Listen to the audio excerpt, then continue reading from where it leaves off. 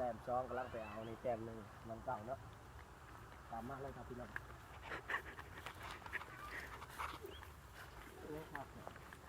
เด็กมันออกมานี่ตัวเมื่อกี้นี่ตัววังนี้เลยก็ได้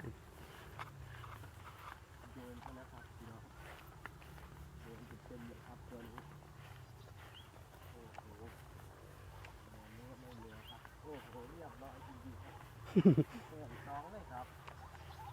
แต้ม2ที่สายไปหน่อยนะ ถึก2นี่กูเลยว่าสายโหดบ่นี่ไม่ยอมถึงแต้ม2พี่น้องแต้ม2